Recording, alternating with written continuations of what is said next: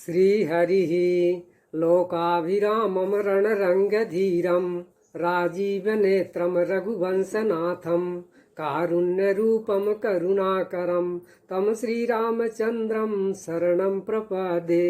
मानस प्रेमियों, श्री रामचरितमानस में भगवान के स्वभाव के प्रकरण में आपका स्वागत है। पूर्व में हमने भगवान के वनवास जाने का प्रकरण में के अंतर्गत सीता जी को आज्ञा भगवान दे चुके हैं और आज के भाग में और लक्ष्मण जी को भी माता से आज्ञा लेने के लिए भगवान बोले थे। तो तदनुसार लक्ष्मण जी माता सुमित्रा जी के पास आज्ञा लेने देते हैं। तो लक्ष्मण जी माता सुमित्रा के चरणों में मस्तक नवाते हैं और मस्तक नवा के तो माता सुमित्रा जी देखती हैं कि लक्ष्मण जी का मन कुछ कुम्हलाया हुआ है। वो माता सुमित्रा जी पूछती हैं कि मन जो है कुम्हलाने का कारण पूछती हैं। तो लक्ष्मण लाल जी सब कुछ बातें, वनवास की सारी बातें माता सुमित्रा जी को बता देते हैं। वनवास की बात को सुन करके सुमित्रा जी सहम जाती हैं। माता जी को सहमी हुई देख करके लखनलाल जी संकोच में पड़ जाते हैं कि माता जी तो वनवास की बात सुन करके ही सहम गई हैं, ये हमें आज्ञा कैसे देंगी। और उधर माता जी जब वनवास की बात सुनती हैं तो राम जी के स्वभाव को याद करती हैं। इतना सुंदर राम जी का स्वभाव, इनको वनवास कैसे हो गया। और फिर कैकेयी जी की कुटिलता को याद करके वो अपना माथा पीटती हैं। लेकिन सुमित्रा जी हैं फिर देखती हैं कि परिस्थिति को तुरंत उन्होंने जो है वो करके और धैर्य को धारण कर लिया और बेटा लक्ष्मण को सुंदर मीठी वाणी में समझाने लगती हैं। तो वर्णन आता है कि माता सुमित्रा जी कहती हैं, हे तात, जानकी जी तुम्हारी माता हैं और सब प्रकार से स्नेही राम जी तुम्हारे पिता हैं। तात तुम्हारी मातु भय देही, पिता राम सब भांति सनेही। फिर आगे कहती हैं कि श्री रामचंद्र जी प्राणों से के भी प्रिय हैं और सभी के स्वार्थ रहित सखा हैं। राम प्राण प्रिय जीवन जी के, अस्वार्थ रहित सखा सबही के जैसे कि उधर जो है कौशल्या जी ने भी यही कहा था कि राम जी प्राणों के भी प्राण हैं और जीवन के भी जीवन है। वही समझाते हुए सुमित्रा जी भी कहती हैं और कहती हैं आगे कि जहाँ श्री राम जी का निवास हो वहीं अयोध्या है। जहाँ राम जी जा रहे हैं वहीं अयोध्या है। जैसे कि जहाँ सूर्य होता है वहीं दिन होता है। यदि सीताराम जी वनवास जाते हैं तो तुम्हारा अयोध्या में कोई काम नहीं है। और फिर माता आगे और समझाते हुए कहती हैं, उदाहरण दे करके समझाती हैं कि 6 ऐसे हैं जिनको कि अपने प्राणों के समान उनकी सेवा करनी चाहिए। तो 6 उदाहरण देती हैं।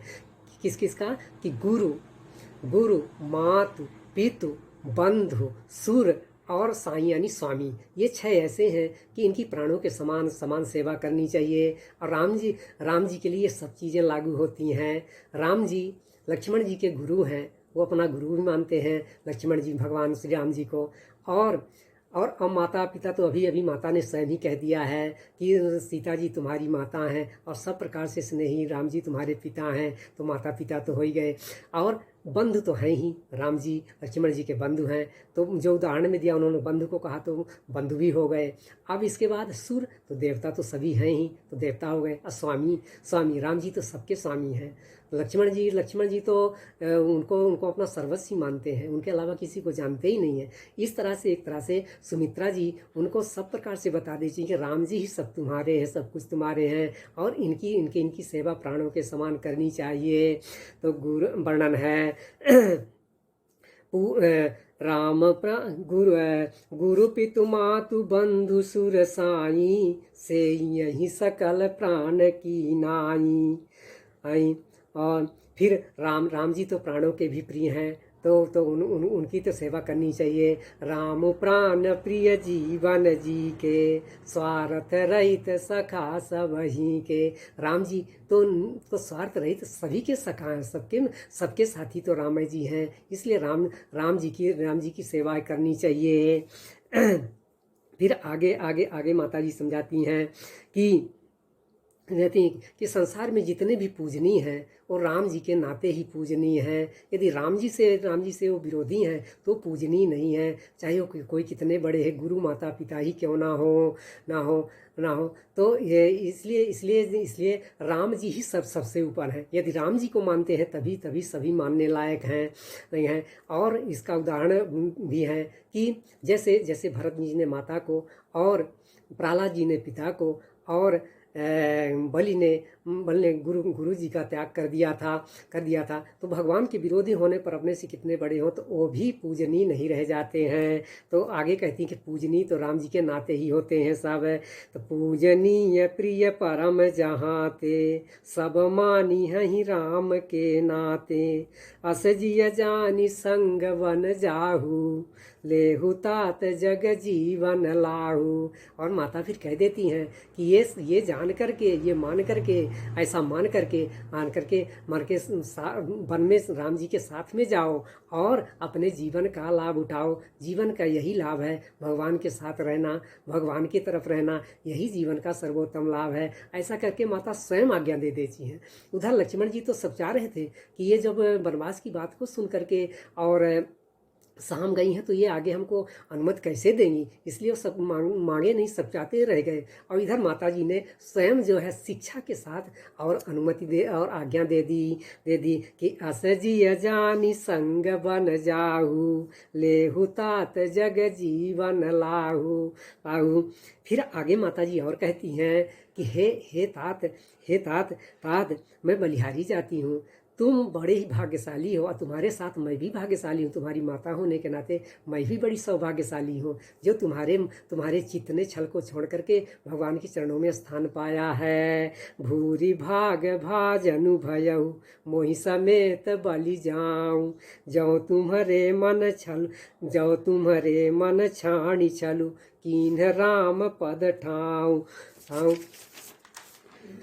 इस तरह से माता जी जो है माता जो है कह उनको समझाती हैं और आगे समझाते हुए और कहती हैं कि हे संसार में वही स्त्री पुत्रवती है जिसका पुत्र श्री रघुनाथ जी का भक्त हो। पुत्रवती जुवती जग सोई, रघुपति भगत जासु सुत होई।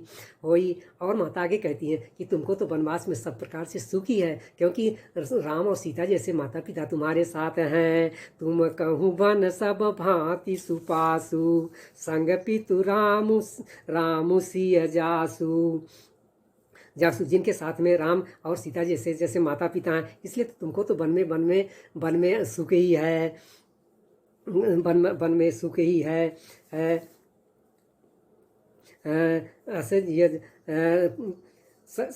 और कहती हैं माता, फिर आगे कहती हैं कि सकल प्रकार विकार बिहाई, मन क्रम वचन करे हुसेवकाई। सब प्रकार से मने निर्दोष होकर के और उनके मन वचन और कर्म से सेवा करना।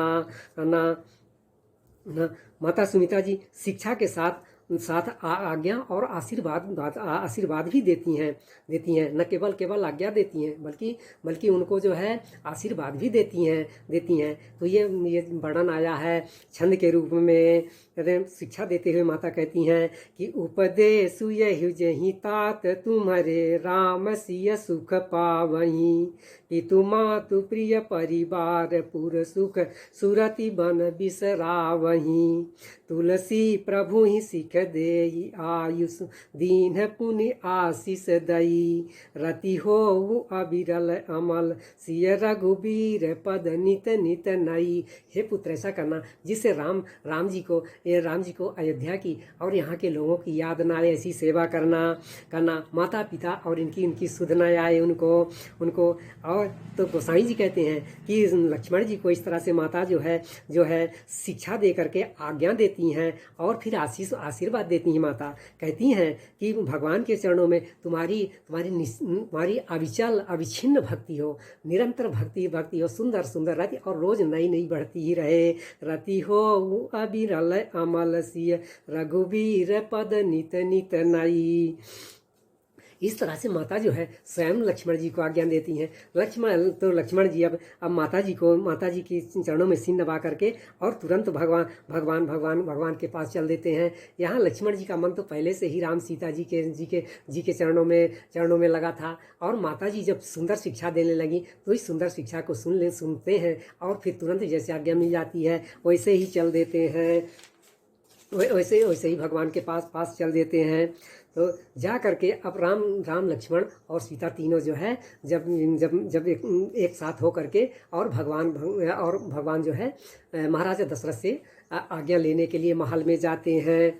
तो इधर जो है भगवान लक्ष्मण और सीता सहित महल को चले जाते हैं। तो गोसाई जी नगर के वासियों की स्थिति का वर्णन करते हैं, क्योंकि भगवान के वनवास की बात को सुन करके नगर के लोग बहुत ही दुखी हैं, व्याकुल हैं। तो उनकी दशा का वर्णन करते हुए गोसाई जी कहते हैं कि लोगों की स्थिति जो है, नगर के लोग ऐसे व्याकुल हो रहे हैं जैसे शहद छिन जाने पर मधुमक्खी हो जाती, जैसे उसका सब कुछ छिन गया हो। तन कृष मन दुख बदन मलिने विकल मन हुमाखी मधु छीने। और सब लोग हाथ मल करके सिर धुन करके पछता रहे हैं, मानो बिना पंख के पक्षी व्याकुल हो रहे हों। करमी जही सिरु धुनि पछिताही, जनु बिनु पंख बिह गया कुलाही। नहीं, अब भगवान राजवन महाराज पहुंच जाते हैं, तब वर्णन आता है कि भगवान जब महल में महाराज दशरथ जी के पास पहुंच जाते हैं तो महाराज जी दोनों सीता सहित दोनों भाइयों को देख करके और अत्यंत जो है व्याकुल हो जाते हैं, और महाराज बोल नहीं पाते हैं। महाराज जो है दुख के कारण, शोक के कारण बोल नहीं पाते हैं। तो सिय समेत दो तनय निहारी, शोक व्याकुल भयउ भूमिपत भारी, सकई न बोली विकल नर नाहु, शोक जनित उर दारुण दाहु। महाराज जो है बोल भी नहीं पाते हैं कि उनको कैसे आज्ञा दें। भगवान स्वयं श्री राम जी महाराज दशरथ जी के चरणों में सिर नवा करके और विदा मांगते हैं। नाई शीशु पद अति अनुरागा, उठी रघुवीर विदा तब मांगा। और भगवान कहते हैं कि हे पिताजी, हे तात, मुझे जो है आशीष दीजिए और आज्ञा दीजिए और विषाद मत करें। पितु आयसु आशीष मोहि दीजय, हरस समय विषमऊ कष्ट कीजय। और आगे भगवान कहते हैं कि हे तात जो है प्रेम के बस प्रमाद करने से अपजस होगा, जो कि आप वचन दे चुके हैं और वचन का पालन नहीं करेंगे तो जग में अपजस होगा। इसलिए आज्ञा हमको बन जाने के लिए आज्ञा दीजिए। तात किए प्रिय प्रेम प्रमादु, जसु जग जाई होई अपवादु। जब महाराज दशरथ देख लेते हैं कि राम जी नहीं रुकेंगे, वन चले जाएंगे, तो ये सीता जी को समझाने लगते हैं। सीता जी को कहते हैं कि हे पुत्र मधु, तुम वन न जाओ, वन में बहुत कष्ट है, बहुत कष्ट होगा। और यहाँ तुम चाहे अयोध्या में रहो, अथवा तुम्हारी जब इच्छा हो तो अपने पिता जनक के पास जा करके रहना, लेकिन वन मत जाओ। क्योंकि देखिए दशरथ जी के राज्य में कोई कमी नहीं है। महाराज दशरथ जी चक्रवर्ती सम्राट, सब सुख यहाँ भी है, और उधर जनक जी के यहाँ भी किसी चीज़ की कमी नहीं है। महाराज जनक जी सब प्रकार से संपन्न उनका राज्य है। तो महाराज दशरथ कहते हैं कि दोनों जगह जहाँ इच्छा हो वहाँ रहना, वनवास मत जाओ। पर सीता सीता जी का मन तो भगवान के चरणों में अनुरक्त है। उनको महलों का सुख जो है अच्छा नहीं लग रहा है। वो उनको जो है इतना महलों का इतना सुंदर सुख भी वो सीता जी को अच्छे नहीं लगते, और बन के कष्ट जो है उनको कष्टदायी नहीं लगते हैं। तो वर्णन आता है कि सियम अनुराम चरण अनुरागा, घरु न सुगम बनु विषम न लागा। इसीलिए उनको जो वन विषम नहीं लगता, और उन्हें महल का सुख अच्छा नहीं लगता है। तो इस तरीके से राम, लक्ष्मण और सीता जी तीनों आज्ञा लेकर के और अब महल से बाहर निकल जाते हैं। अब आगे वन के लिए भगवान निकलेंगे, तो ये कथा हम आगे भाग में सुनाएंगे। धन्यवाद।